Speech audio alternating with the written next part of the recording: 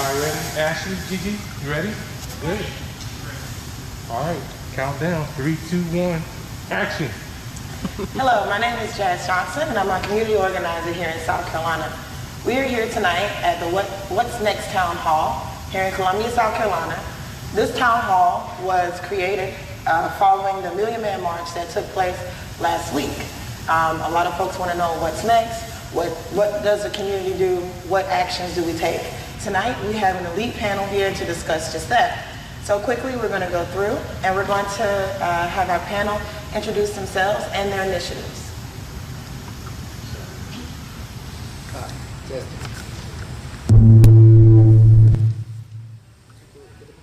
Too close to the mic. My name is Michael Bailey. I'm the owner of the MinorityEye.com. We are one of the largest minority-owned media outlets in the state, and I also am the public relations officer for the Democratic Black Caucus. And one of our goals is making sure that we empower African American Democratic voters here in South Carolina.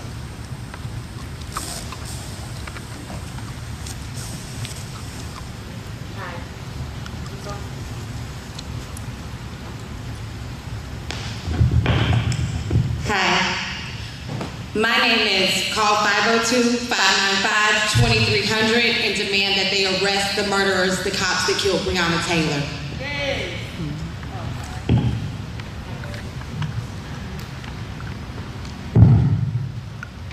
Good evening. I am Councilwoman Tamika Isaac Devine, at-large member of Columbia City Council, and a wife and a mom that is very passionate about making sure that my children grow up in a community that they know they are safe, loved, protected, and supported.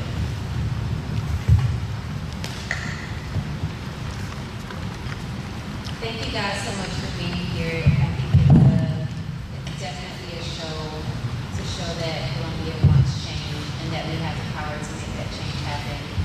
And on June 9th, you guys voted for me as your next Richland County coroner, and I appreciate you so much for having me here and allowing me to share my thoughts and opinions and to answer your questions to the best of my ability.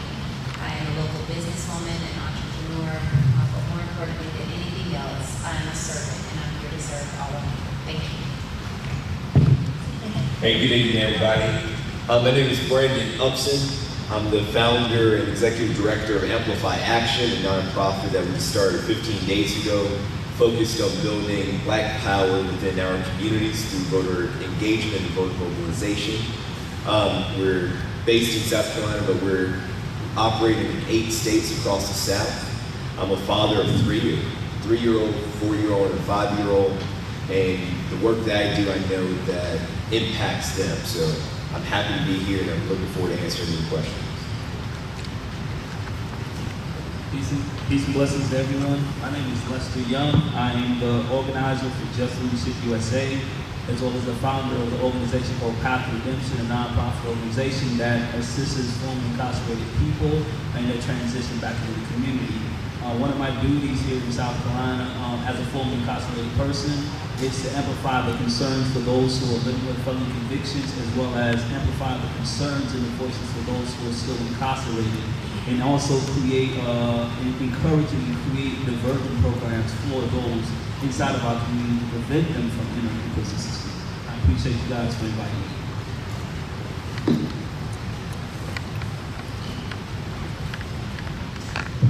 Thank you all so much for being here. So tonight we'll be having a discussion about different topics that are going on in the community. Our first question, though, it kind of plays off the name of this event. What's next? Could each of you tell us what you feel, and especially with your initiative and things that you're doing in the community, what do you feel that folks in the community can be doing right now to change the state of the state?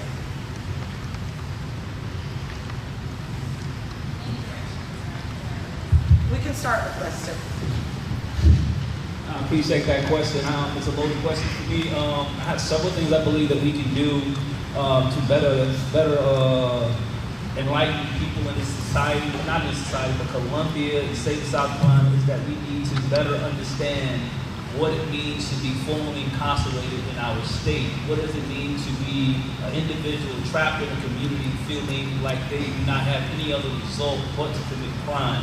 I think we need to create better programs in our county, in our state, to better assist those who are committing these crimes, prevent them from entering prison, but most importantly to amplify the concerns of those who are inside of the prison system. Yes, there are individuals who committed crimes. We're living in a time right now where COVID-19 has impacted the entire world, right? And we practicing social distance now, but no one has really had a real conversation about those who are incarcerated and how COVID-19 has impacted them. We have more people that have died from COVID-19 inside of a prison system than those who have been sentenced to death in prison. We have studies that show that there's not even no prison official or governor or even state official have created an emergency plan. How do they deal with a pandemic inside of a prison system? We have emergency plans for everything else in this state or in this country, but we have no emergency strategy in how to address a pandemic inside of a prison system. How do we address a pandemic, a hurricane happens to take place in a prison? What happens with these people? We have strategies for animal shelters, how to rescue people when we have nothing for those who are inside of the prison system. So I would definitely love to see change on all of those levels, especially for those who are seeking employment and housing in the state of South Carolina. People are being discriminated from employment, housing, education because they committed a crime. I'm a former incarcerated person who has served 22 years in prison, been home 6 years, and I'm thankful to be in a position where I'm at now to be able to amplify this concern. But there's so many people in our community that don't have this opportunity, so I would love to see change regarding those issues that I just expressed. Hey, it's a little louder than I thought. So I just got a phone call yesterday about noon, and it was from a caller that I haven't spoken to since April. You know, you get that call, and it's like, you got a call from an inmate at da-da-da-da-da. That inmate happens to be my father, and my father's serving a life sentence right now because he was railroaded, and that's a whole nother story. But when I got the opportunity to talk to him, we started talking, and I was just trying to figure out why we hadn't spoken or why he hasn't been able to call in so long, and letters not being returned. And come to find out that he's right here on Broad River Road, that they locked them down because of COVID-19. And I believe the most inhumane thing that we can do is treat a human being like they're less than an animal. And I know, because I volunteered at ASPCA, even they let animals out the cage to go walk in the sun, right? They do playtime for these animals and take extra precautions to make sure that they're not caged up or feel like they're caged. But what they're doing on Broad River Road right now with my dad and many other fathers, brothers, uncles, friends, and cousins is inhumane.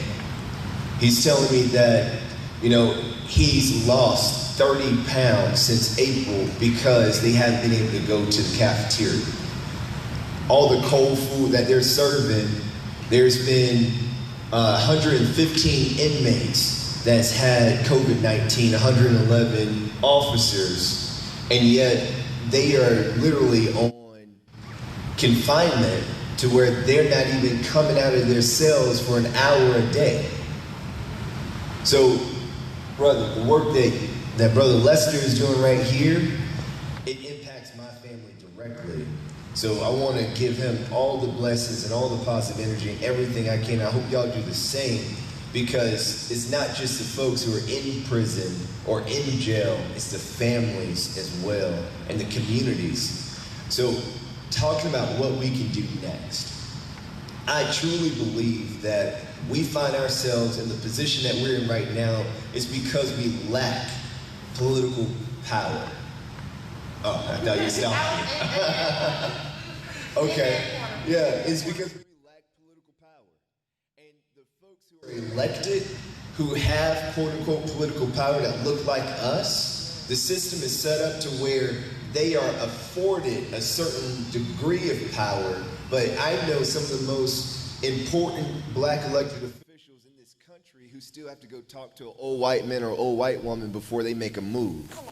So if we are going to create political power within our organization, it starts with two things. And I try to make it as simple as possible. It's about organized people and organized money. If you don't have those two things working in tandem with each other and coordinated, you're not creating power, and you're not going to have the influence to make a difference. What we've seen in our community so far with the marching, the protesting, the constant action, that's organized people. But how do we transition that to the next step to where we can impact not just who's elected, who's serving in office, but what the agenda they're promoting is once they get in office, and how do we organize our money in a way that we can impact not just the elections, but our communities and fill in those gaps ourselves. Before I went to Iraq, my grandfather told me one thing, and I'll end here. He said, Brandon, the only person who's responsible for you getting back home alive is you. You can't depend on anyone to save your life because it's not their jobs. And I feel that same way about our community. No one's going to ride in on a white horse to save our community. We have to do it ourselves. And because it is our absolute duty and responsibility as members of this community to fill in those gaps and do what it takes to make sure we not only have power, to make sure we're not only surviving, but we're creating thriving communities that are self-sustained and self-efficient. Sorry for taking up so much time. Can we just get an amen on all of that? I believe the question was, what can we do right now? What's next? Yeah. And for me, as I've gone through this campaign process, as I've looked at the cases, old and new, what keeps coming home to me in my spirit, in my shanana, does anybody know what the shanana is? You ever heard that? I'm from the country. Is economic support for our communities. So one of the things that I took a look at was what happened to the Black Wall Streets, other than people burning them down and targeting them. What was the other thing that happened when segregation happened? And what happened was that for some reason, we got it in our heads as a community that white meant right and that white meant better. And so we stopped frequenting and patronizing the stores and the businesses and the companies in our own neighborhoods to go over to a side that just tolerated us because of our black dollars. And for myself, I grew up poor, and I grew up in a town where the black people lived on one side and the white people lived on the other side. And we spent our money in our community, the little money that they had.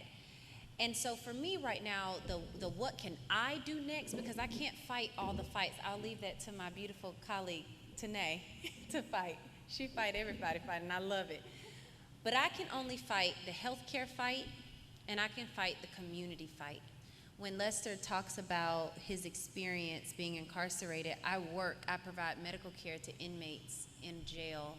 And I flew to Sterling, Colorado, where they had inmates, where they had over almost 1,000 cases of COVID-19, and they couldn't get anyone to go. And so when they called me, they said, we see that you work in a jail. Would you be willing to go? And people thought I was so crazy to go and help prisoners. And what I say to them is that these are still somebody's son, somebody's father. This is somebody's cousin, somebody's caregiver. This is someone's husband. And yes, there are people that commit crimes who probably need to be in jail, right? But there are some people that just make mistakes. And there are some people that are victims of their environment because we have a system that is meant to oppress and suppress our talents and our creativity and our communities. So what can I do right now? I can spend my money at home. I can spend my money with people that look like me, with people that support me, with people that celebrate me and accept me versus just tolerate me. That's one of the things I can do. The other thing that I can do and that I encourage all of you to do is to go out and vote. It was hiring day on June 9th, and we hired the people that we want in office. I have 30,000 new bosses, 30,000. Because it's not about just one person, it's not about just one group, it's about all of the members of our community feeling as if they have a representation in a public office that is meant to serve them. The other thing that I think that we can do, I wrote some little notes here, is to speak up. Is to call people out when they're wrong, to call them out on their BS when they're wrong, the microaggression at your job, call them out, make a complaint. So often we're afraid of retaliation, so often we're afraid of what others may say, so often we're afraid of being labeled. Label me the troublemaker.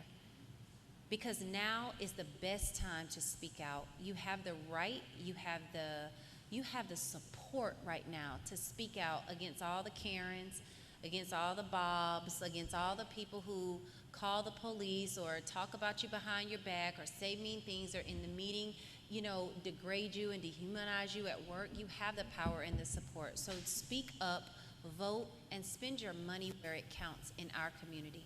Thank you.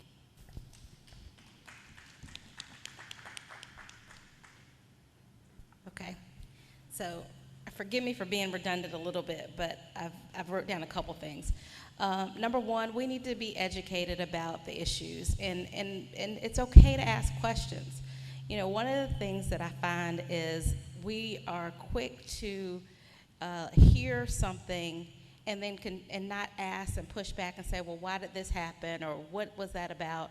And we share information that sometimes is not completely accurate. If we're going to change laws, we need to know what is the law, why is it this way, and make sure that we understand how we can actually accomplish what we need to without going through the way it's always been done. So educate ourselves, making sure we're reading, we're asking questions, we're finding more than one source so that we know what is really going on. 2, vote. I can't stress that enough. And I'm just going to add, I get a lot of people say, people always talk to us about voting, but why does it matter? And it's not about just voting for the council person or the coroner, but it's about the effect that they have in their position. And so, I just share, we talk about the presidential election, and people talk about what the president does, but the president also, he or she picks their cabinet. So the people who do housing policy, the people who run the Department of Justice, the people who will investigate civil rights, the people who appoint the judges that make the laws. All of that is very important. And if you're registered to vote, then you also get on the jury rolls. We have lots of juries. When I used to prosecute, sometimes it was really hard to get even 3 people of color on my juries. But most of the time, my victim was African American female, and I needed someone who understood just because, she was in the club and had on a tight skirt that she didn't deserve to be sexually assaulted. But when I had people who were on that jury who looked at her and judged her from what she looked like, I knew I wasn't going to get a conviction. And so we need to be serving on juries. We need to be engaged in everything in our community. The economic part, I can't stress that enough. And when we look at not just the power of our dollars, but how we can collectively combine our dollars to make sure that we amplify the effect of our dollars. And so when you look at the wealth gap and how African Americans typically have a net worth of less than $20 when you look at South Carolina. The poverty rate is one thing, but when you look at the assets that we have and the wealth that we have in our communities, we're able to build that wealth if we could pool our money together. We invest in ourselves. We have black banks. We have black bankers who will lend in our communities. So all those are things that we need to do. And when we're supporting businesses, let's look at not just do they have people, do they have something that we like, but do they have people who look like us that are in positions of power, and not just, the manager of the store, but who's on the board of the corporation and who is doing the hiring. So all those are things that need to have. And lastly, really what we need to do is figure out, find our voice and use your voice and your talents for what you have. Over the last few weeks, I've been disheartened when I've seen people who have criticized other people by the way they use their voices. Some people use their voice by protesting, and that's wonderful. But some people use their voice by legislating, and that's wonderful. Some people use their voice by taking care of someone else's kids so they can be out there and helping. Some people use their voice by supporting other folks that, you're taking the donations out there. So everybody has a voice, and some people use their voice different than you. Just because it's different doesn't mean it's bad.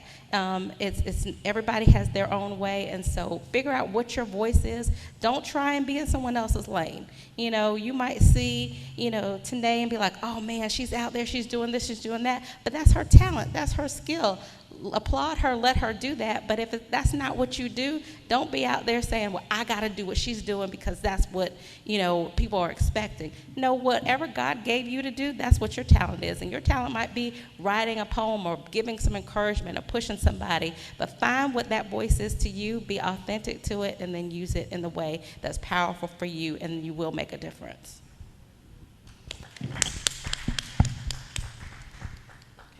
So what's next? I think with what Lester, Brandon, Nada, and Tamika have said is kind of just where I've been all day. Like, I think that we have to realize that the lens that we all view racism through is different. I had a conversation with my therapist this morning, and we unpacked something where she said to me that she realizes that the way I see things, that sometimes it's as when I was a little girl or when I was in high school, I was the only black child in a classroom. And in many ways, in a lot of spaces that I navigate now, I'm still the only black woman in that space. I work in the field of tech, and I had a conversation at work a few weeks ago where another black woman was just speaking about being the 0.3, 0.4% or whatever it was in leadership. And she was proud of that. Like, she reached that place, and she was very excited about that. For me, that wasn't enough. And what I realized in that moment is a lot of times at these tables, we have people that are speaking for all of us collectively. And that can't work. That doesn't work for me, because I've been the 0.3, less than a point of a person my entire life. We're written like that in the Constitution. That's not good enough for me. I think that, right now what's important is that we all, like Lester, Brandon, they look at criminal justice reform. That's where they are. And I think that we all need to look how we are affected by racism, how we're affected by implicit biases, systemic racism, and we need to figure out how that impacts us in our communities and how that impacts our children, and that's where we need to fight. We need to fight where we stand. What I love right now is that there are a lot of moving parts. Everybody is doing something different. I think what happened with the civil rights movement was we identified a leader, and once we identified a leader, they knew who to take down. Right now, we have Shaterica leading the charge against the liquor store. We have Rise of a Nation leading their charge. We have my nonprofit, Broken Crayons. We have Injustice Columbia. We have NADA. We have Tamika. Everybody's doing something different. And right now that everybody is doing something different, everybody is involved, they don't know where we're coming from. Every day it's take this down, let's do this, we want these changes. And while we're doing that and we have that momentum, I think what we can do is just find someone and figure out what you can do in your space.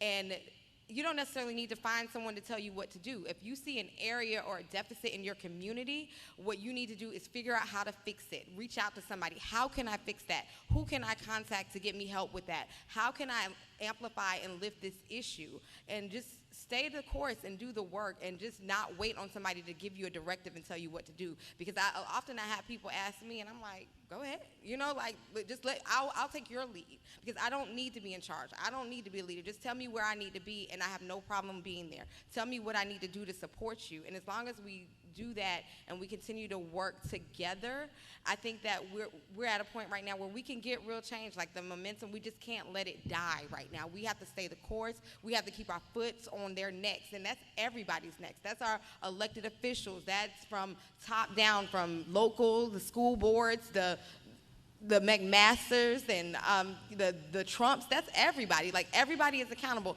Like Nada said, we're her boss. Like, these people aren't doing us a favor. They're doing their jobs. Like, we're taxpayers. We're citizens. Like, I had no idea. I hadn't even unpacked what was going on in the prison system right now. And that, to me, like, I'm a little bit shaken by that. Like, that's just devastating for me. But I know that I can't take that on because I will try.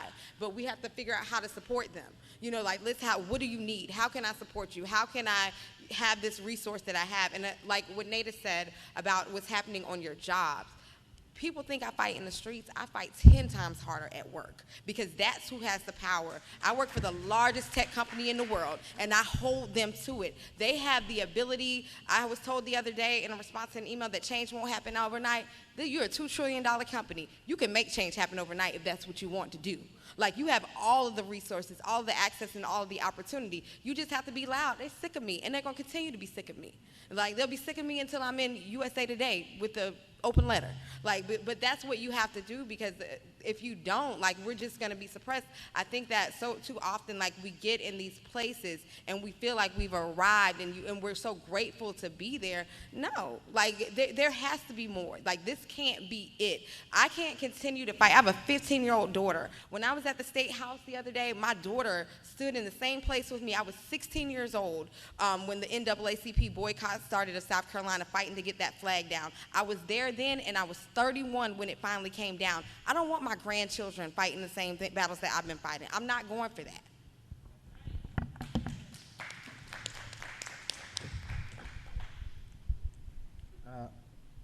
Okay, it's on now. I view the situation from a very different perspectives, because being in the media, we get to, a lot of times you see the media, you hear from us, but we're giving you the facts and not how we feel. And I spent 13 years working in the state legislature, worked with the Legislative Black Caucus, worked with a lot of the legislators, I've worked on every presidential campaign since John Kerry. There is what we have to do next. There's a lot of things that are taking place right now. One of the major things we have to do, and that's stay focused. We have to translate the energy of this movement into lasting change. We have to realize and understand and learn from our elders how to play the game, but it's time. I'm 45 years, it's time for us to sit down. You guys need to start standing up and taking leadership roles. And we've spoken, I've spoken with a lot of you about this. When I was in the legislature, and that was over 20 years ago now, most of the same people still up there in office. The same people. It's about leadership. What is making, you guys have something on your side, the world, and you have right. What happened in Minneapolis, for the black community, it's our Me Too movement now. Just like what Me Too did for women. Women for years knew how they were being mistreated in the workplace. And we maybe agreed, or it wasn't that bad. This is our Me Too movement. And we realize, the world has realized what we're going through. And so we got to stay focused, and we got to make sure that we understand how to play the game and not get caught up. Because what's going on now, and as a journalist, I read a lot of the police reports and the incidents and things that take place. And what's happening now is you have a lot of legislators, a lot of our elected officials, they're doing things to just say, I did something, okay? Understand what's going on. You have we need legislative change, and understand we need to know the difference between policy and legislation, okay? We need to really understand. Policy means we're going to try to do this. We're going to govern ourselves this way. But if we don't, well, you may get fired. Law has teeth, that if you don't do it, then this is what happened. Or these are the consequences. You have a lot of cities now banning chokeholds. Now understand, chokeholds is a bad thing, but most departments already don't discourage chokeholds. We in the black community, we don't have a problem with chokeholds. Most of the people that are being killed with guns. The problem is use of force. We need to change the use of force. Don't be fooled by them just giving you something, say, here, look what I did. That wasn't the issue. We don't have a problem with police brutality. Police brutality is simply police roughing you up and they may take you to jail. You may wind up with a bloody nose or black eye. That's not the case. Our kids are ending up dead. This is not brutality, it's murder. And so we need to understand when politicians come to you, they're going to give you something, because what they saw was what this young man here brought thousands of young people that we can't reach to the State House. That is a problem, and they're scared. You have the power now, but you have to use it. And you have to understand that they're going to try to take you down the wrong road. We need laws to legislate to tell them to stop killing us. We need to reform the use of force. You should not be able to kill a person that does not have a weapon. That's end of the discussion. I've read the City of Columbia's police policy. It's laughable. We need to understand they're killing us. We need to talk to our elected leaders. That's where it starts. Unfortunately, United States, we have Republicans and Democrats. We don't have any influence on Republicans. We don't vote for them. You only have influence on the people that you vote for and you put in office. You have to talk to them and you have to dictate to them what needs to be done and what needs to be changed. And I understand that they're killing us. The world is standing with us, and we have to have this uncomfortable conversation. Politicians understand, and you are the future. All revolutions, the civil rights movement was started by young people. So I can't tell you how to fight this fight, but what we can do is tell you what you should be focused on. And you got to focus on law and legislation. Don't get caught up in policy. It's a game. City of Columbia policy may be one thing, Richland County and Lexington gonna have a whole nother policy if you get stopped over there. We need laws to govern how they interact. They need to stop killing us, and we need to understand, we need to make sure that at every level, we are making sure that our elected officials at every level understand this is what we want. We got to stop all the fandom with politicians taking selfies and all this. They're your employees. They work for you. This makes no sense to have people in office 40 years. They're not going to do anything innovative. And so we need you young people. It's your time. And I can't tell you how to fight it, but what I can tell you is what to focus on. And the issue is law. And not just voting, you got to know who you're voting for. There's been a lot in the news since Trump. We can't stand Trump. Everything, but the problem is that everything Trump has done has been legal. It's the system that allows him to do it. It might not be right. It might be unethical, but the law gives him ability to do it. We have to change the law, and you have to get legislators, county council, city council people in there to change the law. And you got to focus on that. Yes, voting in politics, it is a quid pro quo. If I vote for you, I want something in return. It is not, don't let anybody fool you. Just go vote. Just go vote. No. Just go voting is getting us killed. Majority of the cities that these young black men and young women were killed by police have Democratic mayors and they have Democratic elected sheriff officers. That is not the problem. The problem is we don't understand how the game is being played, and they're legislating and they're putting laws in place to kill us, and we are settling for a policy. It is not about policy. Voting in politics is a quid pro quo. I will vote for you if you do this for my community.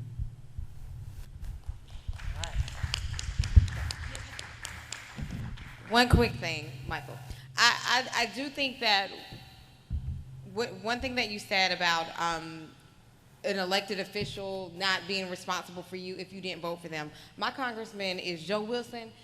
I'm gonna, whatever I need, I'm gonna go to Joe Wilson. And we need to understand that if we don't have someone in office, it wasn't who we voted for, they still have a responsibility to you as a citizen, as a taxpayer. We need to understand that we can go to them and we can ask them for things and we can demand things for them. It doesn't matter whether you vote. I'm never voting for Joe Wilson. But if I need something from Joe Wilson, I'm going to Joe Wilson's office. Right, you're definitely right. Right, but we need to make sure people right. know that. This is the problem. That's a perfect world scenario. But in real world politics, working with politicians, if you don't influence me, if you don't vote for me, the real world, what's happening now, just like Trump, I'm not going. They're not going to do nothing. Yeah. But that's just the reality. That's you learning how to use your voice and advocate for yourself. Like, no, if that's your congressman, I don't care, red, purple, blue, white, you're going to do what I need you to do because that's your job. No, they don't. Yeah, they do know. And then again, if they're not doing it, we got to figure out why. They ain't doing it now. They're still in office. Again, you're not going there because you're telling people that they're not going to do it, that they can't do it. That's just not the case. That's the problem. Like, we're waiting on, The reality we're not is holding everybody accountable. We're saying that you we're can going to hold them accountable. We're going to hold the minority party accountable. No. That's not what I said. Well, That's what I'm not saying what is I that said. we need to go to them too. Like, they're all accountable in this. That you can go to them, but the politics works like this. If I have power and influence over you, I can make you do something. I can go to Joe Wilson all day. He ain't gonna write no legislation. I can call him. I can send him. I can pipe. I didn't talk to him before. I didn't talk to a lot of these legislatures. You can influence the people you vote for to write the legislation. That is just the way the game is played. I won't, because I'm a taxpayer and I'm a citizen and I'm gonna go to you and I'm gonna have. So I mean, I just don't. I think that's irresponsible to tell people that you can't do that. I didn't say you can't. I said to be effective. No, you said that they don't, and that's not the case, and that's the problem. We don't have people going to the people in power. Like, that's who's in power. That's who you got to deal with. We can't say we got to wait until we get them out. No, that's just not the case. No. All right, so can we take a second, Brandon? Oh, no, I just wanted to jump in here because y'all saying the word. Both of y'all saying power. Power. You going and talk to the person with the power, but we got to realize what the power dynamics are and how we have to shift them in order to make this work. That's right. There's a story that Dr. Steele, the president of the SCLC, always tells about when Dr. Martin Luther King Jr. went to the White House, and he was asking the president at the time to do something for the black community.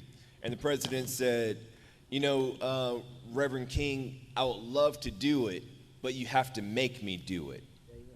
And what that story is about is people in the State House, people at the Capitol or in City Hall, they are playing this political chess game, right?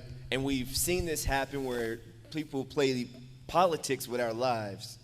But you have to make them do it. Sometimes you have to make them do what they want to do. You have to force them into political courage. The only way to do that is to come to them with power. And if you don't have power, they won't respect it, and it won't prompt them to move. And again, the two things you have to come with them with, because I've been to Joe Wilson's office. I've been to Tom Rice's office. I've been to every legislator's office in the state to get them, at the time I was trying to get them to sign on to impeach Donald Trump. But the only time they listened to us is when I took 117 people to Tom Rice's office and demanded that he showed up to listen to us, right? So organized people did that. The only way Tom Steyer got Democratic elected officials in Congress to start signing up with him to say, yeah, we should impeach this guy, is when he started moving hundreds of millions of dollars, and they had to take his call, and they had to make those moves. Again, we can break this down to the simplest form when we talk about power, and then we define that power, and then we move in that direction. So yes, ma'am, they work for us. Yes, sir, we have to go to them and make them do it. But how do we do that? Well, and I want to clear up what we're saying is when you work in the legislative body, it's about power equals numbers. So if you don't have numbers, then you don't have power. So you got to get numbers. So the way you get numbers is that's why our congressman is a whip. One of the jobs of the whip is to make sure all my people are behind me, so we got the numbers to go to Joe Wilson or somebody and say, yay, we got this amount of people, this amount of votes, we want this. The problem is, a lot of times, the black community don't know how the game is played, and we will spin our wheels playing the game in a different way, and all the while, they laughing. And that's what Brandon, and that's what voting is about. It's about power. Power in politics is numbers. You want power, you got to have more numbers than the next guy. That's real world. Yeah. So that actually, our next question was about power. So nice segue, thank you. So I would like to start, I wanted to start with Tamika and then go to Brandon. And briefly tell me how you feel we create power in communities.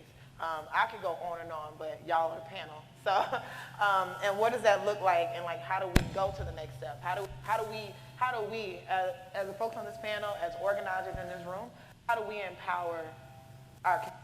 What does that look like to you? So to me, it looks like starting back with the education, and I think to Michael's last point is, go into your legislator and saying, I want this, is fine, but understanding the process and understanding, what their authority is, what their role is, and being able to say, I want this, but this is how I want you to do it. And then you have, number one, if you're educated, you know how it can get done. Two, you come to them and they know you know enough, they're going to have to listen to you. The second thing I would say about the power is figuring out how to collectively bring people together. And if you have a diverse group of folks who have the same goal, they're going to have to listen. So that is also, and then thirdly, about the point of the quid pro quo, I don't know if I necessarily agree with everything Michael said there, but I will say from an elected official standpoint, even the greatest elected officials who have the greatest heart and want to do everything can't do everything. But it's very powerful to have folks. So if I know that I need the thought process, the information from formerly incarcerated people, I'm going to call Lester. And Lester knows I call him. I'm like, okay, so Lester, I need to know X, Y, and Z. You bring that education to the table. So the power that you bring is the knowledge that you all have about the community, what's working in the community, what the community needs, what some of the thoughts are, because a lot of folks are so, I don't want to say removed from the community, but the reality is, a 50-year-old black woman might not necessarily know what's going on where the 20-something-year-olds need something. So you have the power because you have knowledge and information that I don't have. And when you bring that to your elected officials or your policymakers, you have that power because you have the knowledge and the tap of the base that they have no mindset about, and that's something that you offer them that's very powerful. It's more powerful than votes because it helps them understand what they need to do. Thank you so much. We're gonna go to Brandon. Okay, my glasses keep catching my mask. One gotta go. Right.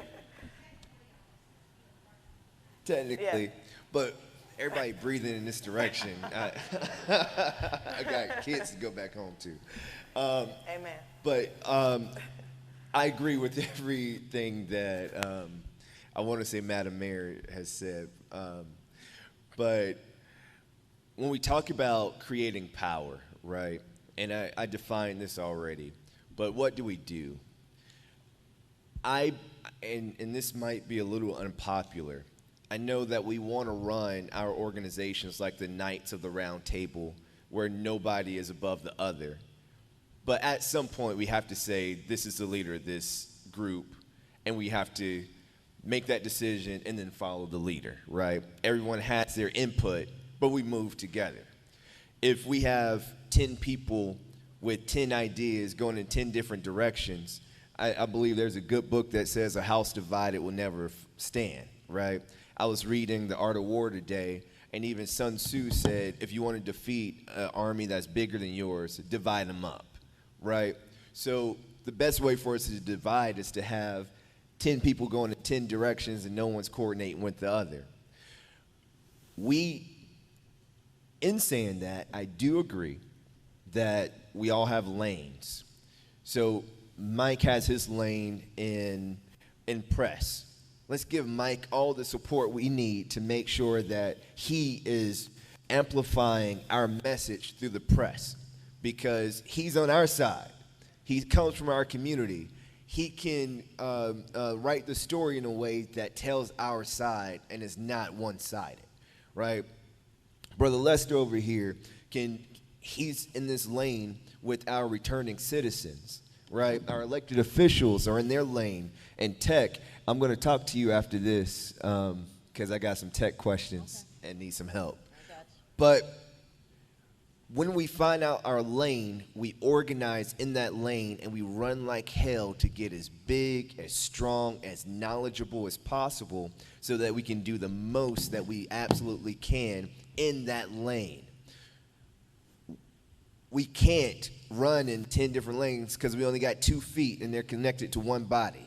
So we need to find what that is. The last thing I would say, once we identify that, we have to realize that the systems that we're fighting to change, I equate them into this. It's like a ball of clay. If you have a ball of clay, you can reform that ball of clay into whatever shape you want to change it in. But at the end of the day, the substance of that clay is the same. It never changed. When we're talking about these systems that were never built for black people to succeed, we need transformation, not reformation. We need to transform the system. That means transforming the substance of it at its core so that it works for us, because otherwise, if we're just reshaping it and making it look palatable, making it look nice and repackaging it and rebranding it, then the substance and the core and the spirit of that system is still going to do its job. And that is contradictory to everything that we're fighting for right now. And I hope I answered the question. Yes. You always got a word. Thank you so much for that, Brandon. All right, Lester? I was just thinking, like I said, you mentioned the lanes. I think it's very important that we definitely understand each individual lane and what we bring to the discussion. And my lane will always be for those advocating for those inside of a prison system. And how do we amass the powers and the votes to be able to bring about change? We know the history. 1865, when slavery was abolished, so-called slavery was abolished, we know that prisons were actually instituted into exploiting the labor of black and brown people in this country. And we know the system has always been about exploitation of black and brown people.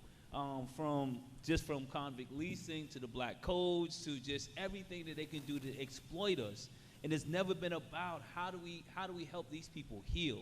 So it's about, like, right now when we talk about power, 1 in 3 of us in this room right now, we know somebody that's been in prison or outside had been impacted by the criminal justice system.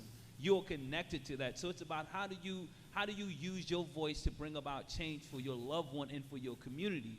The prison system is set up in a way to constantly just place people there to punish people. And I get it because I'm an individual who committed a violent crime. I have a victim. I get it that we have been told to create a prison, send people and punish people inside of a system. I get it because I was one of those individuals that hurt someone, right?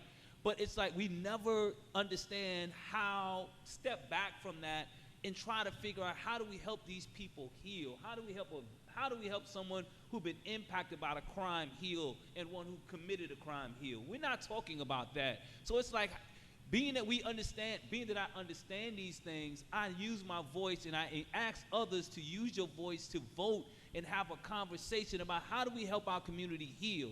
We have gun shootings and people dying in our community.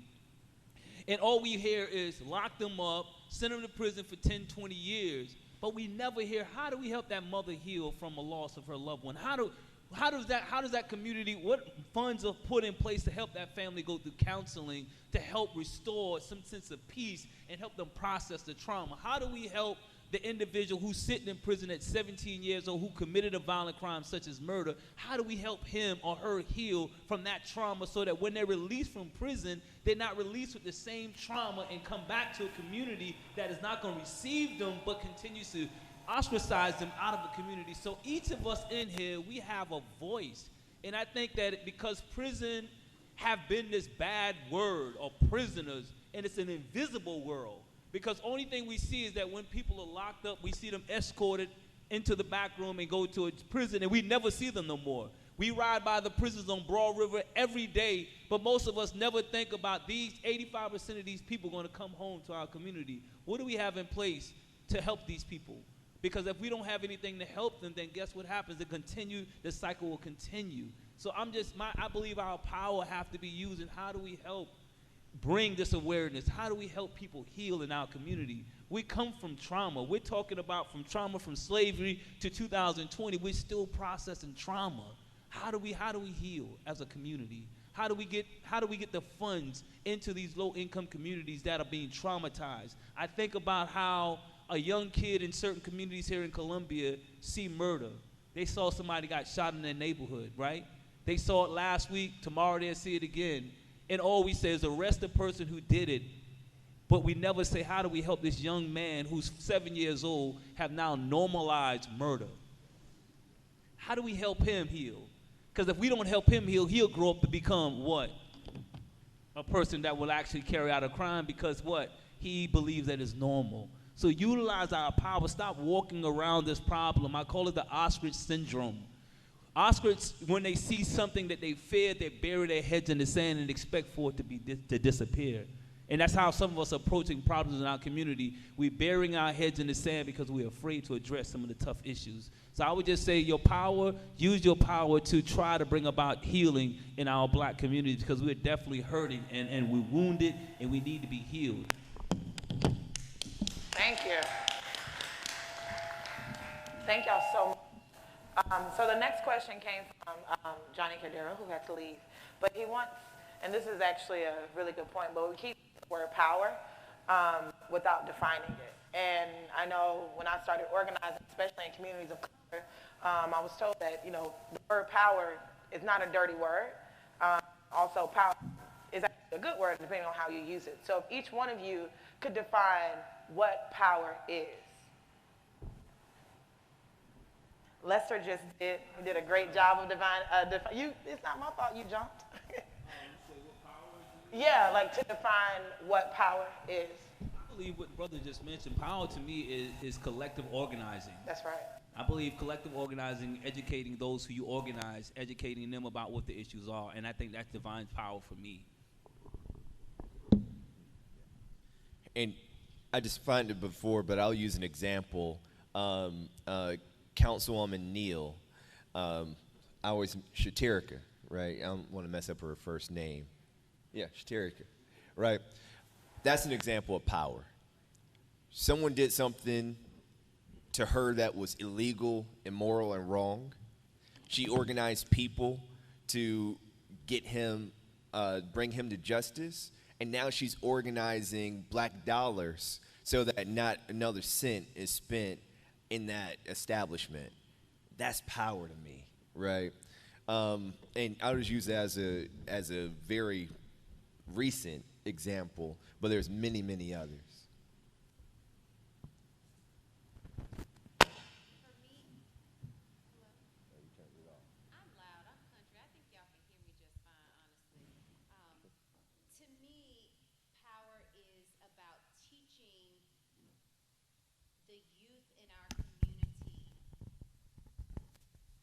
To do things that are abnormal from our community.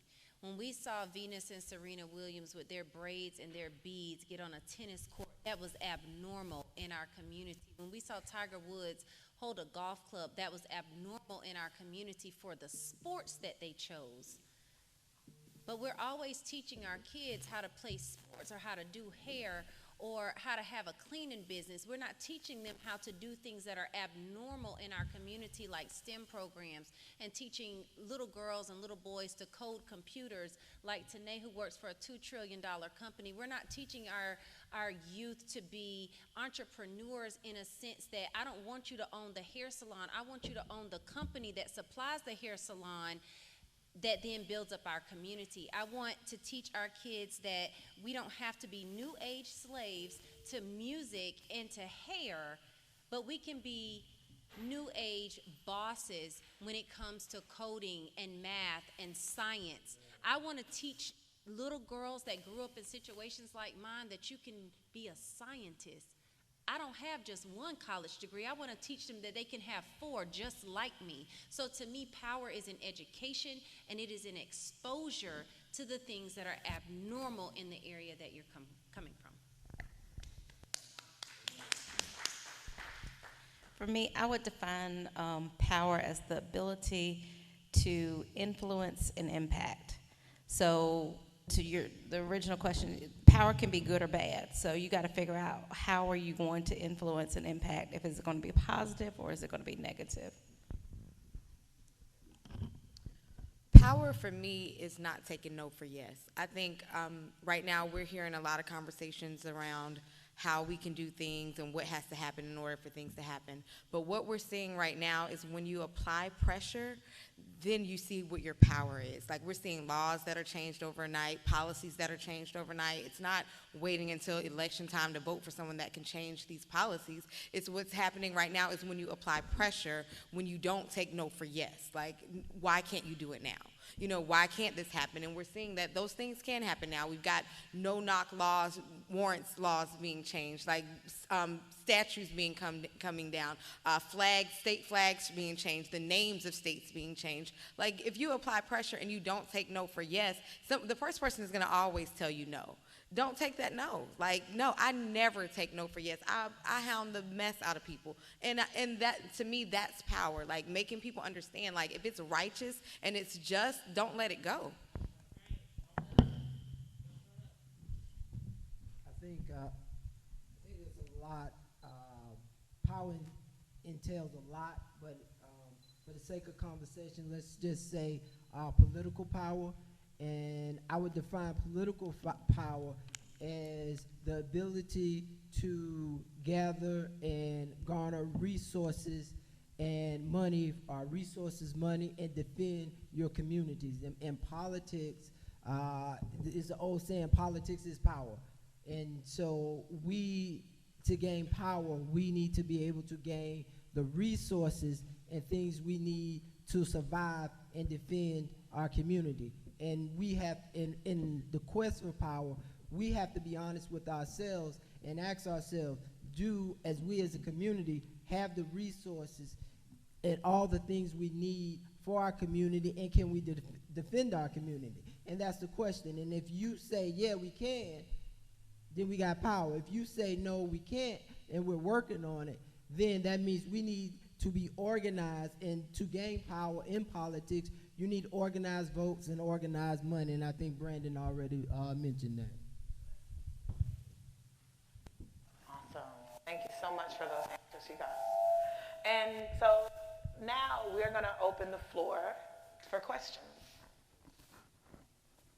Who had a question? All right. Your name? My name is Jonathan Tyler. Okay. And back to your... Brandon in the orange? No. Lester in the blue. Right. Lady in front. Oh, Nada in the black. Got it. Nada. Back to you saying about the education, because I'm a cosmetologist myself. And for every situation that's been going on with Sister Shaterica, from the incident over at Beauty Max on Beltline, from when all the way back to the flag situation 2015. Talk about education. How can we get these type of facilities like the old boys and girls clubs, places like that for children to get into without it being costing extensive amount of money to get those resources and get those systems that they need to be able to do that? Because we had a conversation with Beauty Max today, and we was able to come to a solution, and they're willing to help and reach out into the community and put back into the community to right their wrong, unlike the situation with Sister Satirica. See, we was able to come to a resolution with that, but what they want to know from y'all is, how can we get that education or those places put up where they will be able to sponsor and help out without it costing a lot of money with these low-income communities? Thank you for that question. So I call BS to them because they have the money to do it. I don't want to hear your low-cost solution. I don't want to hear your low-cost solution. I don't want to hear your thrifty plan on how you can go into a low-income community, because if it were in another community, you'd be pulling out all the stops. Right. So we have to force them to say, we make this money off of the people who come in here and shop. I know that they have some extra ends that they can put back into the community. But as a unified group for the cosmetologists, for the amount of money that you are bringing in as well, to be able to say to everybody who is a cosmetologist, licensed, unlicensed, retired, new, old, to be able to say, can we start a fund? And can we put $2 a week into this fund as hairstylists, and for a year save this money so that we can start implementing programs where not only are we teaching our craft, but we're teaching them how to own the craft. We're teaching them how to own the educational program so that you're not having to go outside of that to bring it to your community. It's already there. So I think that if we unify ourselves, like I have a thrift store and we were struggling to get in donations. And one of my friends said, just ask for help. And I don't know why it never occurred to me, maybe because I've had to do so many things on my own in life. But I just put a call out and said, hey, I need help. I need donations. When Lester and I linked up, he said, we have a program and people are coming and they're going on job interviews. And Nada, we love them, but they're coming wrong.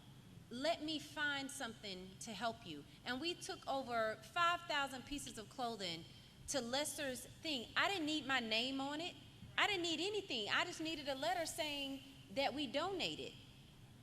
So you have to pull the people together, and if you're the leader, like Tanae said, we got to find a leader. Like Brandon said, there has to be a leader at some point, and it has to be somebody to say, let's take all of our resources, pull them together with the resources that are being offered to us, but not allow them to shortchange us and try to give us the low budget option. They have it, and they need to use it.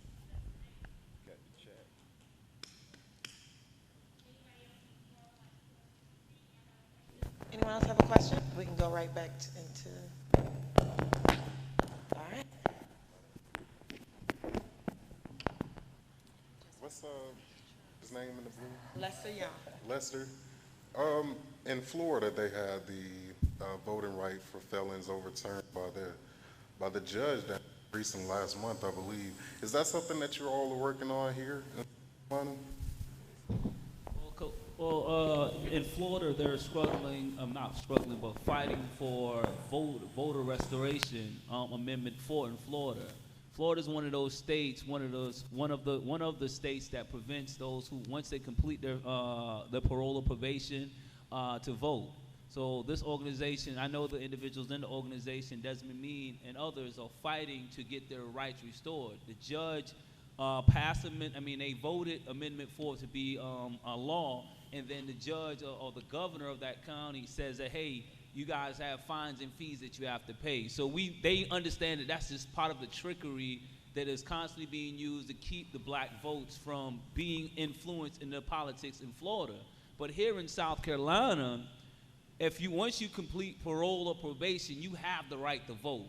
And I think this is very important that those who have been in prison, or you know somebody been in prison or been on parole or probation, let these individuals know they have the right to vote. If you hated the system so much when you was there, you have an opportunity now to vote to change the system. If you had never been in the system, you have an opportunity now to change the system for your loved one. You know, you have a system just like in Colombia, we advocated for ban the box in Colombia. Some people say, well, that's not really an issue for me. Yes, it is, because it affects you. Because that person, that man or that woman is connected to somebody in that household that if they're denied any opportunity for employment, no money's coming in. Guess what?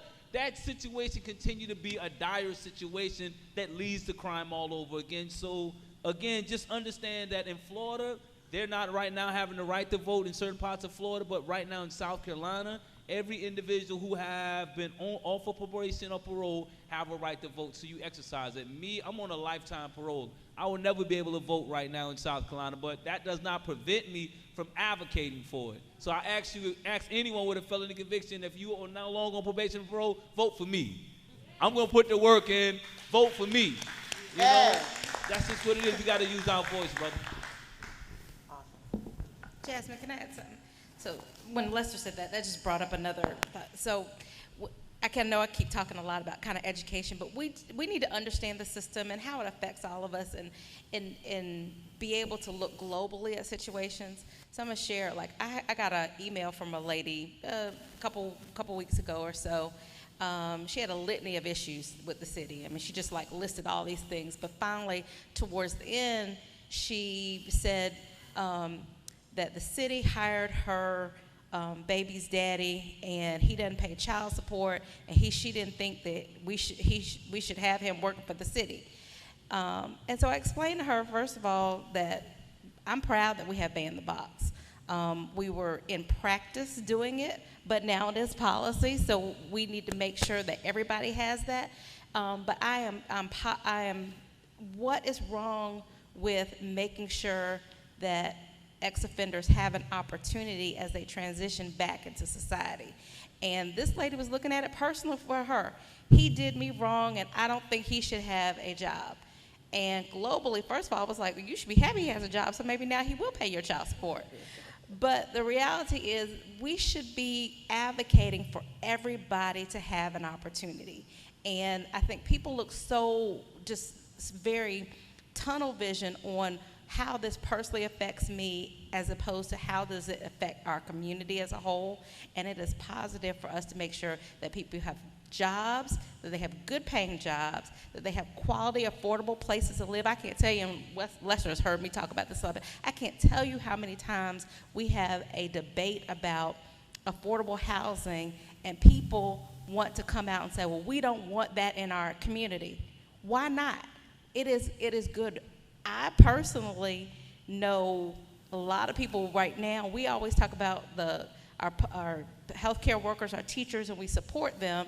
And you look at how much we pay our healthcare workers, how much we pay our teachers, how much we pay our essential workers, but then they can't afford to live in our communities. That's not right. And so we've got to think about how does it affect our entire community, not just about one person. And like Lester said, from voting for him, make sure it's voting for him, but it's also voting for me as well, because as we are making sure that our ex-offenders and people who need another chance have an opportunity in our community, we're all stronger and we're all better for it.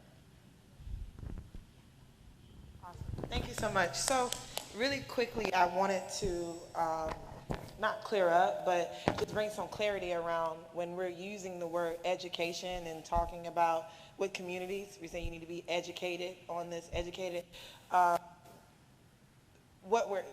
guess for clarity, we're saying more so information, right? And knowledge about the different things that's going on in the community, and not necessarily like you have to go to school or college to do any of this. So I just wanted to take a minute to kind of bring some clarity around that. That, when we're saying educated, we're saying just as far as like just being proactive and getting the information so that you can be effective in your community, right? We're all, okay. Just make sure we're on the same page. And it's not just reading, it's like talking to other people that exactly, you don't always talk to. Just making sure that you're opening yourself up to knowing and seeing different perspectives. Exactly.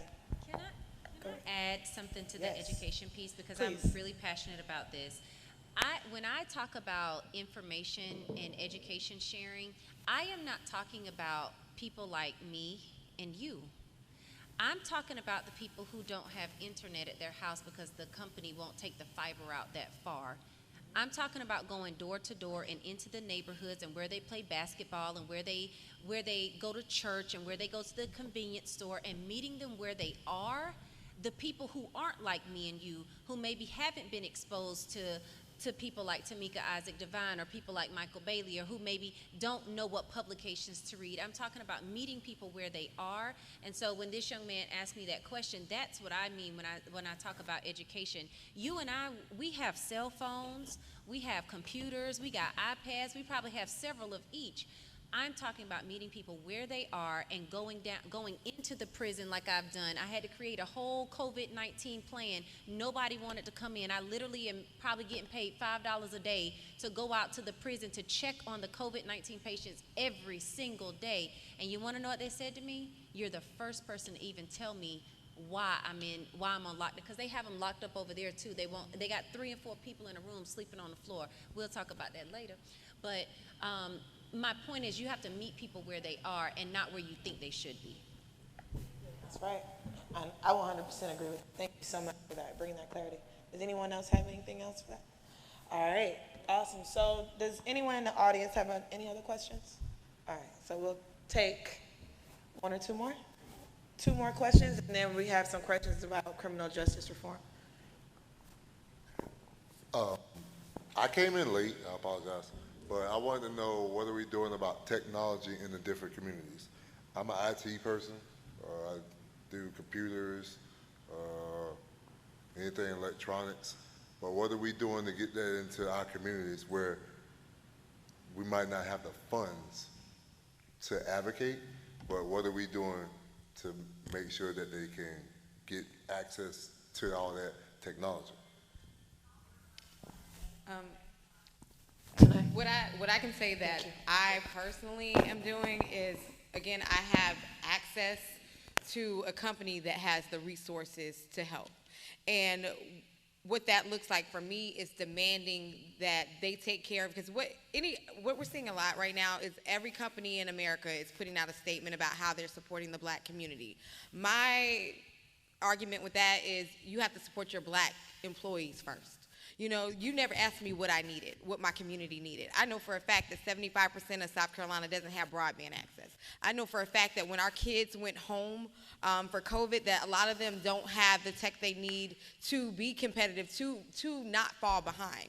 So it's having that conversation with them when they ask me, you know, you wrote a $100 million check to this organization and you think that's okay. It's letting them know that's not okay.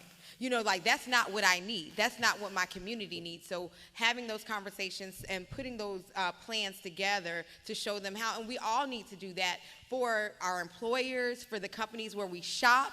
You know, we need help. You know, like, we need access, we need equity, we need resources, and demanding that and understanding what that looks like. Like, no, I need you to come here and give this to this school, to Benedict. Benedict needs this. South Carolina State needs this, and telling them that. What's going to happen is they act like they don't know. Most of these companies only know Howard, Spelman, and Morehouse. You have to be able to be vocal and tell them that. Like, if I sit in a meeting with nobody that looks like me and we're talking about South Carolina, all they know is Carolina and Clemson. They want to talk about that all day. No, that's not what we're going to talk about. We're going to talk about Benedict. And we're going to talk about Claflin. And we're going to talk about South Carolina State. That's what we're going to talk about. So understanding your power and not taking no for yes. Like, they'll tell you no, well, we'll say, no, we won't. We're going to figure this out. Because if not, the power that you have is in social media. I use the mess out of social media. And what no company in America wants right now is a social media shitstorm. So what I do is I threaten them, like, hey, look, we need to figure out how to get these iPads here, how to get these iMacs here, how to get these kids engaged and understand. Like, one thing that I have always tried to do, when tech is a tricky conversation to have with people, because you don't ever want to come across as elitist, but I feel like every child should have a computer in their home. A desktop computer, a laptop, you need a computer. An iPhone, that's not a computer. A Chromebook, that's not a computer, and that won't do. It's making people understand the importance, because I don't care if after high school, if all you do at work is go to work is in a restaurant. It's run by an iPad right now. Like, that's what their system is running off of, and you need to understand how to do these things, because that's going to open the doors and give you so much access. So tech is so important, and preaching that to our kids, but not just our children. They know. It's making them understand, how do I get the access? You know, how do I get this? That PlayStation 5 can wait. Jasmine, Yes. just to clarify, because he was talking about tech, Congressman Clyburn has just introduced a bill to expand broadband. Awesome. And Senator Mike Fanning out of Fairfield, he has introduced another bill to expand on the local level, but it's stalled in the Senate. It goes back to what we was talking about, power. We don't have enough votes to get it out of the Senate. And so if you can call or let people know that these bills, or research these bills, that they are there, they're trying to fight this fight, but there's a lot of policies and stuff that people don't, just don't want to build towers out there. So we have to make sure that we can make it, make the environment better in order for the companies to build the towers. Thank you, Michael. All right, we have one more question. Miles? Yes, I stand up. Yeah, I don't know who this question might be for, probably Lester or Michael, but how do we go about getting the numbers of people together? Well, not really just get the people together, because we could do that. What do we need to do next to really take legislation and put it on somebody's desk so we can really get stuff passed about police brutality or anything for that matter? Great question. In terms of what you do next, it just when y'all plan the march, plan it again, but this time you're going to meet with one of the legislators. You guys, do you know who your local legislator is? House Representative, Senator? Give them a call. It's an old saying, the government closest to you is most important to you. You got to go, but when you meet with your legislators, you got to have a plan, and you got to know what you're asking for. You got to give them a chance to tell you why they can't do something or why they can. And they're going to need your support.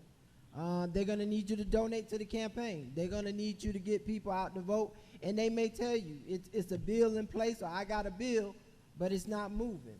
And so, your generation knows what you guys want. The goal is to figure out how to move it from just policies to legislation or just ideas. And so meeting with your county council, but that goes back to the education that Ms. Rutherford was talking about.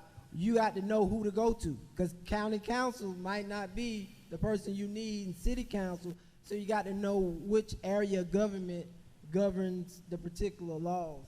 And so, but for laws, you need to get in touch with your legislature and sit down. Johnny Cadero is a good person to go to, or your local legislator, and find out and ask them what they need. I worked in the legislature 13 years. A lot of times they just need help, or they need to know that you care about it. And a lot of times they don't hear from us, they hear from lobbyists. So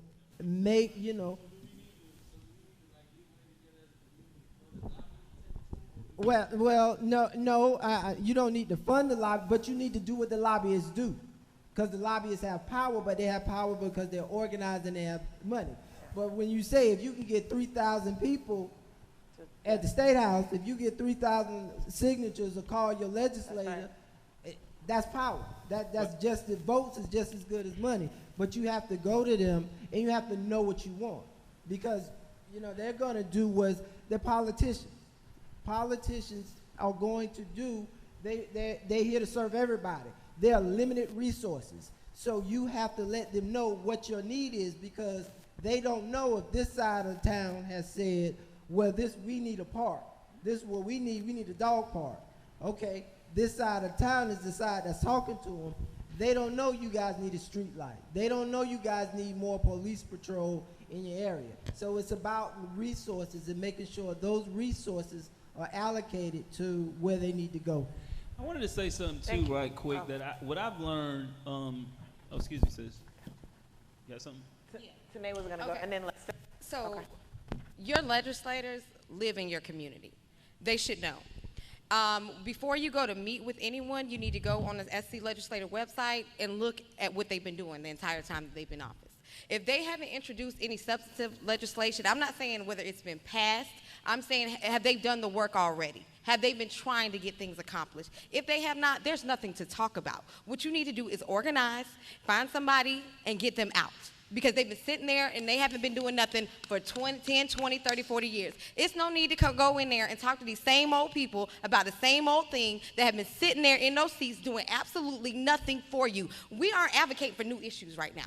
None of these problems are new. Like, this isn't new stuff. This isn't new to them. Those people are complacent. There's something called uplift suasion, where people have lifted themselves up and they're not worried about anybody else.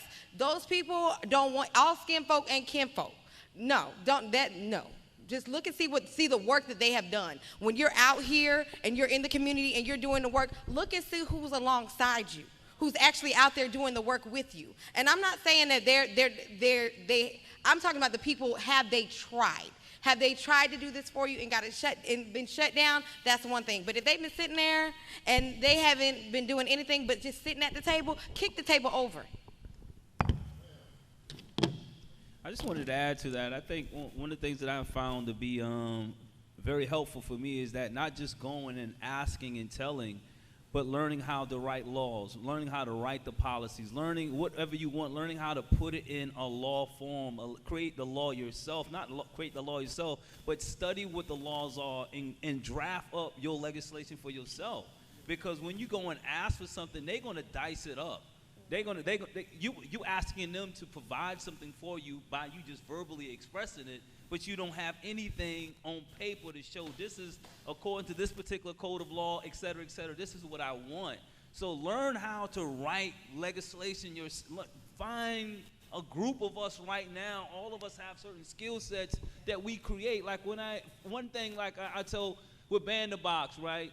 What made it easy for Mayor Benjamin to pass this, it was not just, he knew that this was something he wanted, but we presented to him an ordinance already. We presented it, the organization, we gave him an ordinance, and we said, hey, you diced it up, but these are our demands. So when we go, we need to take our demands on paper in the law form and say, this is what it is, and this is what we're advocating for, and now we have thousands of people, votes and signatures that support this particular legislation. A lot of us, sometimes we go and we just talk and then we leave it there. You can't just go talk. You got to take some paper with you, man. You got to write this stuff out. We're intelligent enough to write our own laws, put a legislation, create it and present it and let them dice it. But we know at the end of the day, this is what our demands are. And then, as he said, relationships, brother. One thing I've learned, too, in this journey is not just kicking the door. It's good kicking the doors in, right?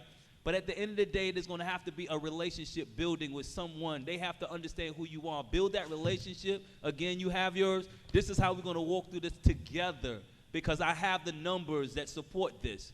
So that's just my experience, what I've learned, and I'm still learning. So I'm not saying I know it all, but those things have worked in my favor. Having the law and also be not afraid to build relationships. Not, could we sit down and talk? This is what I have right here. Now, what do you have? You don't have anything, then let's follow this lead right here. And I ditto everything Brother Lester just said. I'll just add a piece to that. If that person that you bring that policy, that legislation, that agenda to, if they don't move forward, you find somebody who will make that their campaign platform, and then you organize those same 5,000 people to hit the street and turn the vote out in the next election. And can I just, a couple things. Number one, having a relationship with your legislator is great, but your legislator isn't the only one who can introduce legislation. So you also want to look at, Tanae talked about, like, look at who's doing different things. And there are people who, they're very passionate about issues. People know if they have a city issue that deals with domestic violence or housing, or homeless, they're going to come to me because those are things that I'm definitely passionate about, and I don't have a learning curve. They can say, this is what we need, and I'm like, okay. So there might be a senator from, Bamberg that, knows about the issues that you're passionate about. I mean, right now, I'm in Columbia, but there are certain things that I know I'm going to go to Marvin Pendarvis or Milton Kempson, because they've already been working on these issues. So kind of see what issues and then try and make sure that they have a connection with it, because they're going to be passionate about it. The other thing is the strength that you talked about, the organization. Here in our legislature, it is you know, I have legislators who tell me, well, you know, we're in the minority. You can't get anything done. And so I know I'm going to have to go to Republicans to try and get things done. But there are black people, there are young people who are in those people's districts. I find that there are very few people who are politically engaged, especially in other areas of South Carolina. And so you have the power to organize. And so think about not just organizing, you know, here, but you want to make sure that, okay, we're going to need these many votes. I need to have my folks who are in Greenville, Spartanburg area. I need to have my people in Charleston, and they need to be knocking down the doors of all their legislators, because that's how things are going to get done. It's not going to be just one person introducing it, but they've got to get the votes. And then just echo the relationship thing. I know that people that have, I know them, and I know that they're not going to bring me anything half-assed. I'm like, okay, they've called and they say, Tamika, I need you to do such and such, or I need you to look at this, and they're bringing it to me. I don't question it because I have that relationship. Building that relationship will go far, because you'll be able to just convince them, even if it's not something that they are even familiar with, because you've brought it to them and you've got that relationship. It's going to be easier than calling somebody cold. Awesome, thank you. You used my favorite word, organized, several times. And just to kind of piggyback off what you all are saying, when we're talking about organizing and we're talking about moving in numbers, this takes time, because you have to have relationships, build relationships, and invest. So folks who are watching at home, who are wanting to know how to get involved, find the loudest person in your neighborhood. They're probably the organizer out there. But contact them, and again, you know, work with them. We have to start building a coalition, a group of folks who are like-minded, who all want to see South Carolina change for the better. My last question goes to Brandon and Lester, and it's about criminal justice in the prison system. Speaking about information and getting knowledge, and Upson, who founded Amplify, told me earlier today about some really numbers that really blew my mind. I would actually just like for you to elaborate a little bit on how, you know, he said that the prison system has the largest return on investment for black men. And I really just need him to elaborate on that. Thank you. I don't want to give it away. So my organization, Amplify Action, like I said earlier, we are one of the only organizations in the country that's solely focused on black men. Now, we are the only organization who seeks to build power within our communities through the civic education and civic mobilization of black men.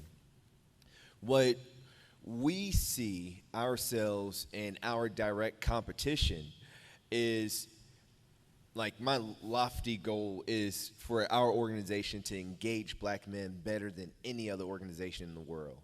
Our number one competition is the criminal justice system. When you look at their return on investment, they're doing it better than anyone else. Better than our fraternities, better than our NAACPs and legacy organizations, better than the Boys and Girls Club. There was one statistic that showed for every $1 the criminal justice spends on incarcerating black men, it takes the NAACP $5 to $7 to just get somebody to come in to the door and sign up and become a member, right? When we look at the correlation between the numbers here in South Carolina, 67% of the prison population are black men. We have over 500,000 unregistered black folks in South Carolina, and nearly 67% of them are black men. So I don't believe there are any coincidences, but there are a lot of correlations that deal with our circumstances and systems that we find ourselves surrounded by and navigating through. And I'll say just one last thing, because we're sitting next to an expert who talks about this. But every person, and when I'm talking about this, I'm talking about every person who makes a decision on our quality of life was elected to do their jobs. every person, when we think about our dear brother George Floyd, that had the authority to bring justice in that matter, were elected to do their jobs. So when we think about changing this dynamic, we can't talk about changing it without talking about voting. It's just, we can't escape it. So I want us, and I know I'm preaching to the choir, but for all of you who are watching live, who are in here, if you take ownership in just this part of our action as a community, we can change so much more. And I'll just hand it on over. I'll yield the floor to Brother Lester. Good, testing. Some good points. I'm just looking, I look at it like this sometimes. I know we already understand what mass incarceration has done to the black community. But I want us to like step back for a minute, because we are sometimes traditionally taught to just look at the problem, like the iceberg. I always look at the iceberg effect. Like the tip of it is what we look at when we look at mass incarceration. But I want us to like step back and figure out what could we do beneath the surface. What happened beneath the surface that led to a situation? I was reading something a couple days ago where I think recently somebody got killed at a food line off North Main, not food line, but Dollar General or Family Dollar, something like that, right? And I was looking at this, happened at 8 o'clock in the morning, you know, and I was like, because like I said, I was in the streets, I committed a violent crime, I committed murder, and I'm like, 8 o'clock in the morning, what was going on 24 hours before the situation happened? Like, what happened to that person to make him, I'm not judging, but what put a person in a position to pull a trigger at 8 o'clock in the morning? Or for myself, when I pulled my trigger, what made me pull the trigger to see the value, had no value in this human being? So what we have to do is that we have to step back and look at that situation, and then we have to challenge those in the positions of sending people to prison. Like, we need to create more diversion programs. Our solicitor here in Columbia, he has the power to create more diversion programs so that these numbers don't stack up anymore, right? But it's like, are we holding these individuals accountable to create more programs that would divert it and take some of the funds that we spent in building prisons or housing people or policing the community? Are we taking some of these funds and create more diversion programs? And I mentioned before, trauma. Our community is traumatized. The young kid sees somebody get killed today, 10 years from now, he may become the killer. That's real. That's real. But we don't step back from that. We just like rush this kid, close his eyes, and we expect for him to be okay. But if you witness and you see this on a daily basis in these communities, that's a great chance that this young man's going to take another human being life. So step back from that, and we have to figure out, how do we hold each other accountable? How do we hold our justice system accountable and stop housing people? But how do we address that? I have a little cousin right now, and I'll close with this. I have a little cousin committed, again, murder. He was 16 years old at the time. Snapchat, we see the Snapchat, got into a little dispute with somebody online and felt justifiable to walk up and shoot somebody in the head at 16 years old. That's a problem in our community.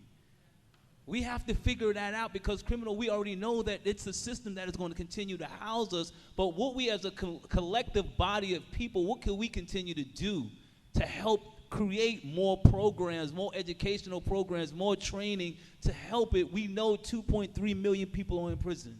We know 70 million people are living with felony conviction. We know 46,000 collateral consequences attached to a felony conviction. But then we have a population of people that we need to save from the prison system. So my question in closing is, what are we going to do about that? Like, how can we hold each other accountable? How can we hold those in political position accountable? How can we hold our solicitor? How can we hold our sheriff department to create more diversion programs that make up like people like us that knows the problem? There's a statement, it says, those who have been directly impacted by a problem have the solution, but are further away from the power and the resources to affect it, right? So many of us know what's going on in our community. Black and brown people, we know what's going on. but we don't have the resources. We don't have the funds that are coming into the community to educate us on that stuff. So my thing is, in closing, I appreciate what you was talking about prison, and it's important that we understand that, but my thing, I want to step back from that too. Like, what could we do right now? You know, and like I said, COVID-19 is killing a lot of people in prison too, man, so we can't lose sight of that. So it's touchy, man, when I think about a young man losing his life or taking a person at 8 o'clock in the morning, and now he's sitting at Allen S. Glenn, you know, thinking about what he did, and he can't change that no more. Thank you. Brandon, you have something?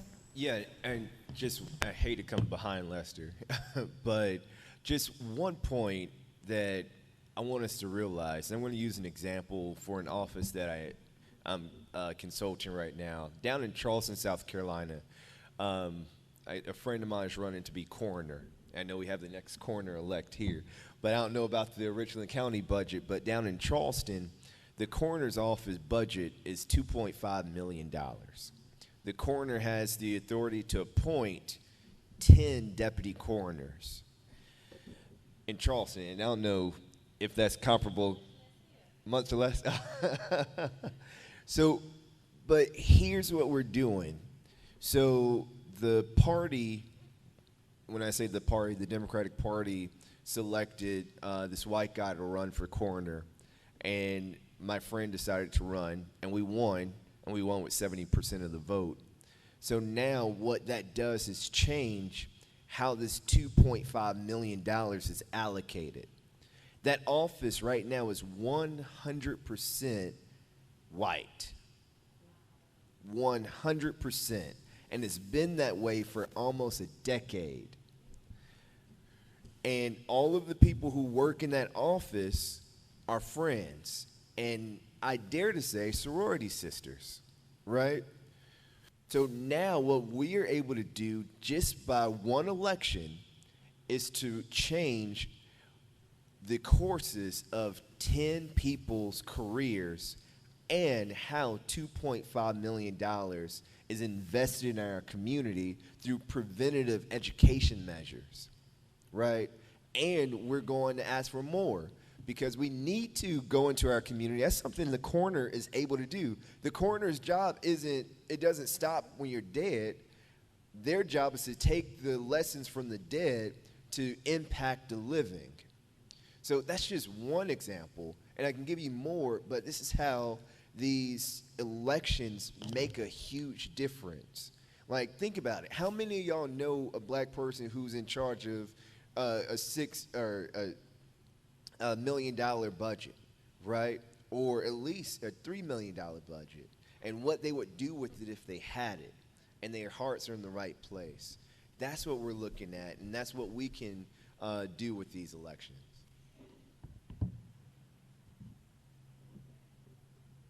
Thank you. We have one more question from the crowd.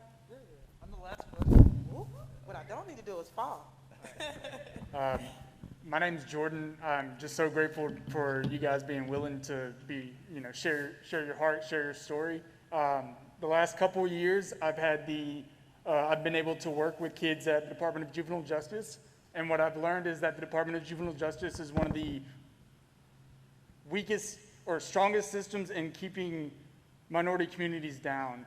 And right before COVID started, the Department of Justice, U.S. Department of Justice, released a paper saying, y'all are violating human rights against the kids from our own communities at Broad River. And no news station that I contacted would pick it up unless I got a kid to talk about it who it's directly affected.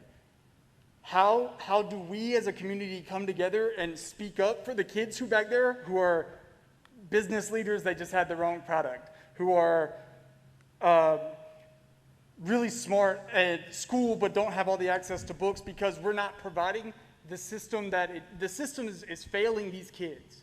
And we've got to bring attention to it. So what I'm curious about for me is how can I as an individual continue to advocate, be an advocate for it, bring more people along? Because for me, until 3 years ago, it was out of sight, out of mind. I didn't think about the people in the prison population until I started working with these kids. And I learned so much from these kids. And these kids would be successful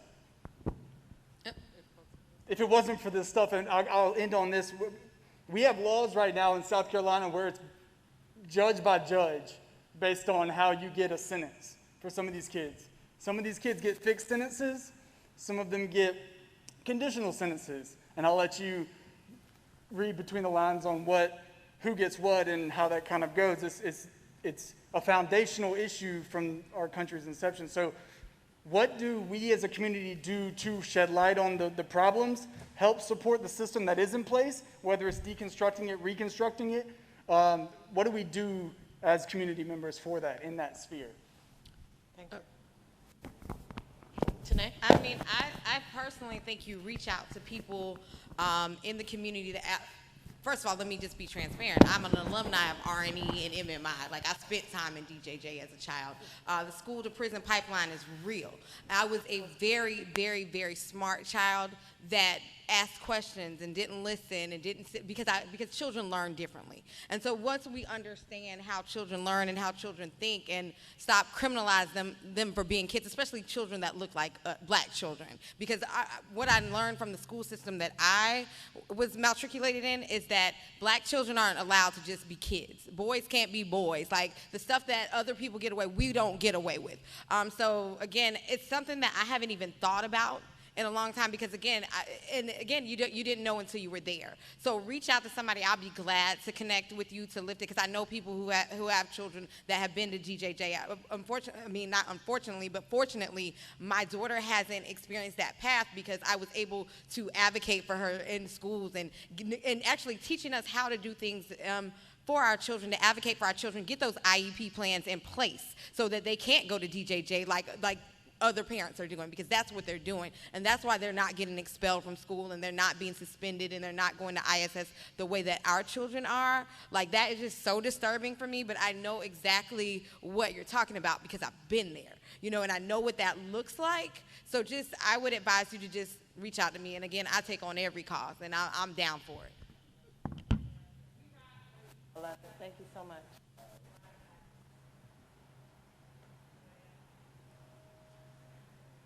All right, so that concludes this town hall.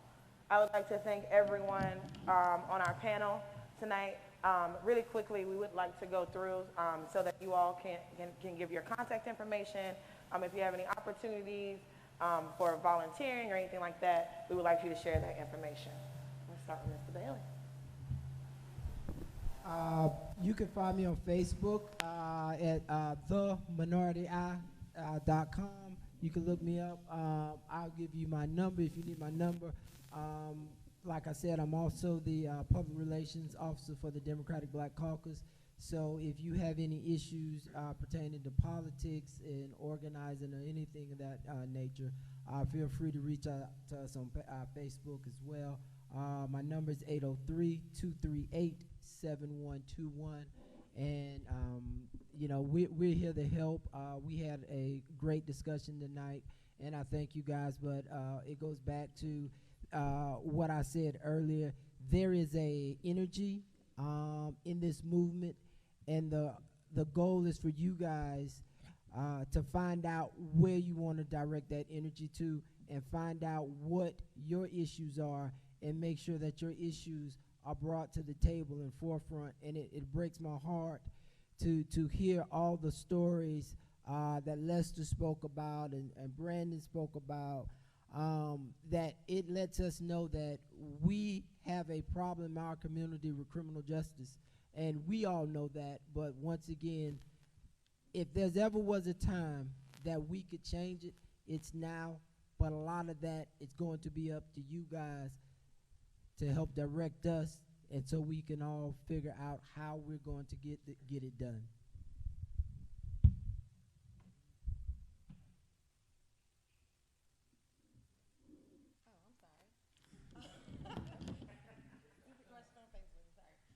I can be reached on Facebook, Tanae Parker. I have my personal page that is probably the easiest way to get access to me.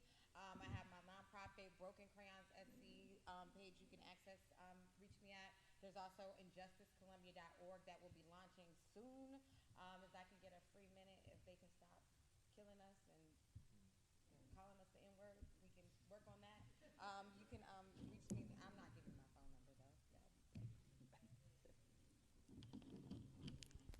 So you can get me on all social media, well, all old people social media. So Facebook, LinkedIn.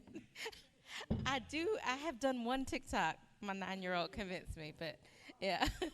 But Facebook, Instagram, LinkedIn, and Twitter. So that's the only four. Tamika Isaac Divine.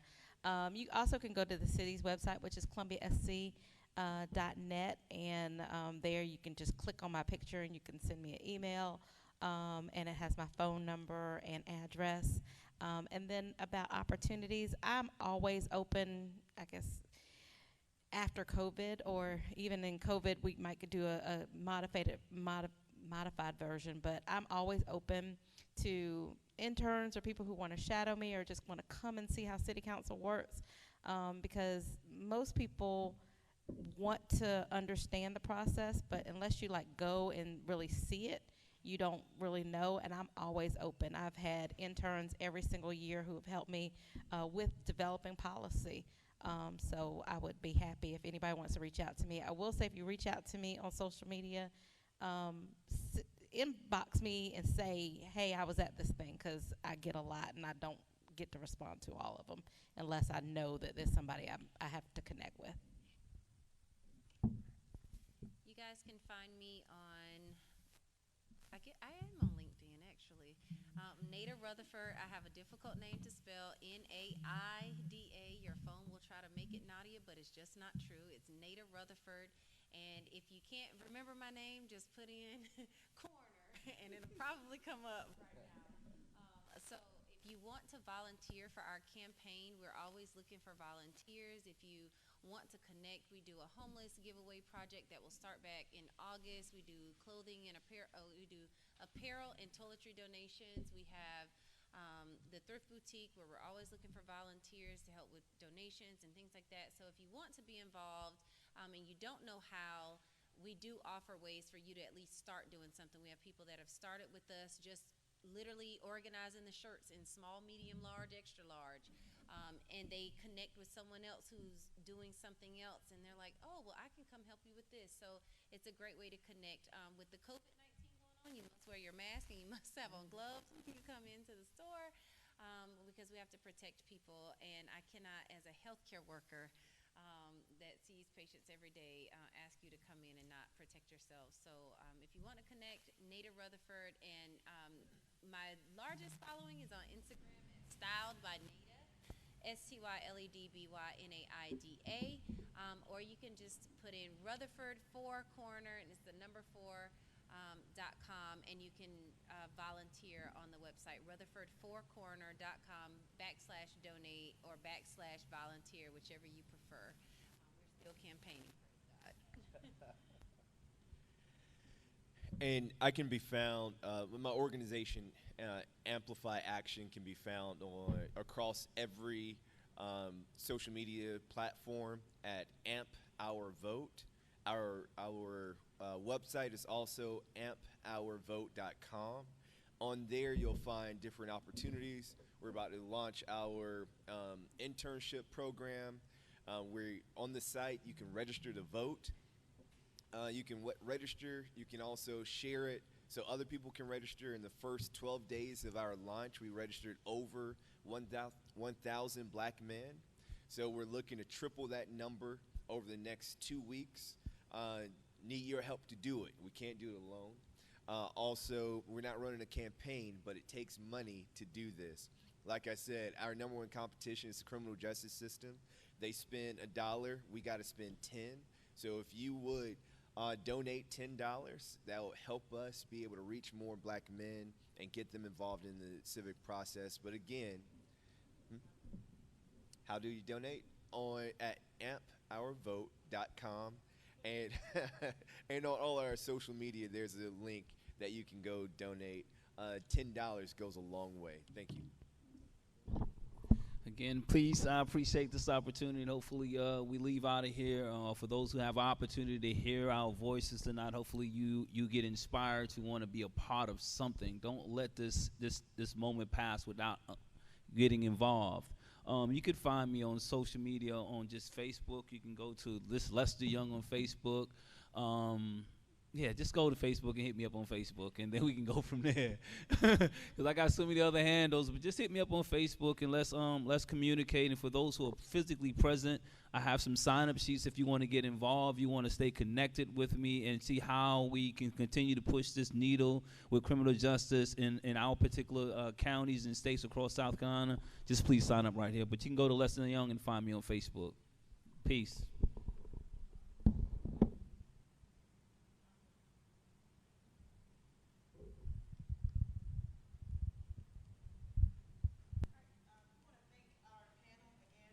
We want to thank our panel again. It's not on. Panel again for being here tonight at our What's Next Town Hall. Great conversation tonight. Hopefully, like Lester said, everyone leaves here empowered. My name is Jazz Johnson. And you can also find me organizing, but on Facebook at Jazz Johnson and Instagram as She's So Organized. And I would love to talk to you about organizing, involved in your community, and how to use your voice. So thank you so much for tuning in with us tonight. We look forward to you tuning in again and joining us at our next event, which is Sunday. Actually, I almost forgot. We're having a register event. We are starting at My House Restaurant on Road. We have a mobile car show parade that will go through all these from here to Crane Forest Park, where we'll have a block party, and also the entire event centered around registering voters. So if you're not registered, if you need more information on criminal justice reform or entrepreneurship, we'll be talking about all of that. We would love to have you there. It's this Sunday, June 28th. We'll be at Crane Forest Park, 5:30, and we'd love to have you there. Thank y'all so much for tuning in, and we will see you next time. You so good. I just want to say Lord.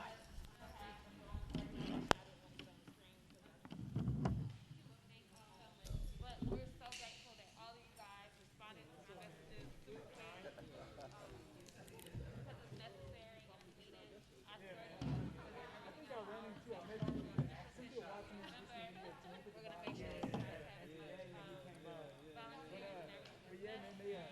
Last summer they you know I'm all about us getting everybody to register, because if we don't get them all registered, then we can't get her elected. So we're all working. So I became a mentor, and COVID happened, we shut everything down. Are you still here? No, they're not letting me back yet. I was trying to tell me about this guy. So I want to make sure I go on. And then the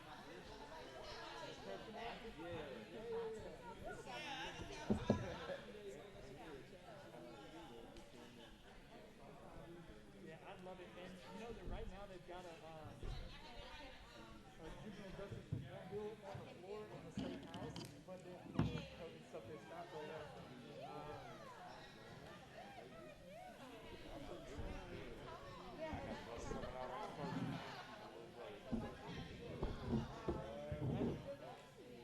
No, you've been in a person now.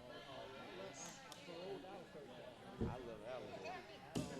Yeah, I love that. In fact, I left Allendale during their lockdown. My last year, when they just started the shoot program. I'm gonna give you. Yeah, I'm right here on Summer Street.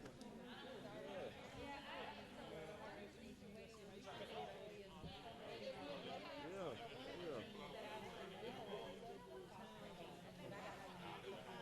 Right.